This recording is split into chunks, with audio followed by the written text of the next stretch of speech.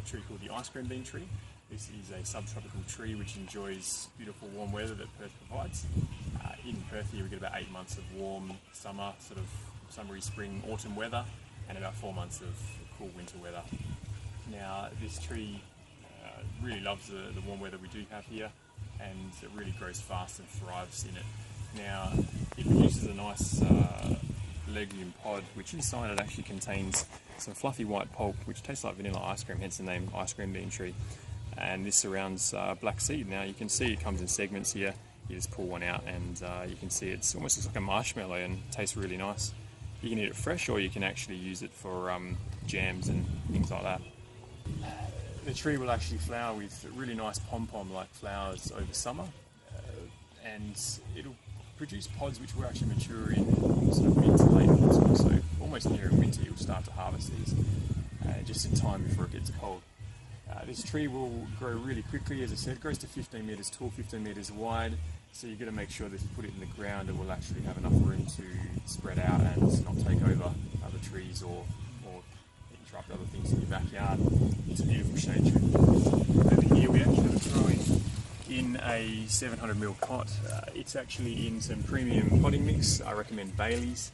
Bailey's is, in my opinion, superior to other potting mixes because it doesn't have the issues of drying out or re-wetting. So I've found with other potting mixes that if it gets slightly dry, or even if it doesn't, if you just one day you might try and water it and all the water will come out the bottom of the pot, but it won't actually wet the soil. So Bailey's. Now it requires the soil to be constantly moist and well draining. You don't want waterlogged soil, and you don't want the soil to dry out. This tree, if you're not careful and it's in the ground, it will actually, has a habit of taking over and becoming pretty much a weed tree. In Queensland, it's actually classified as a weed tree simply because these pods which get dropped on the ground, they easily produce a new tree. They take root and the tree will grow really quickly. On top of that, the tree will actually sucker from its roots. You can actually, I'll rip one off here. Actually, yeah, so you've got the start of a new tree which is coming off the roots here, and if you're not careful it will become invasive. Not hard to control. All you got to do is rip off the suckers and make sure that no new trees pop up from the seed pods. Of roots in a very small space, but yeah, these roots will, as they grow, they'll actually put nitrogen into the soil. So if you actually grow other crops around the roots of this tree, you'll actually find that those plants grow really quickly and really well because they'll get extra nitrogen from this tree here. As it's part of the legume family, a lot of legume trees do actually fix nitrogen into the soil. Now, regarding fertiliser, you don't need to give it anything special because it does produce its own nitrogen. All you got to do is give it a general fertiliser maybe every 3 months.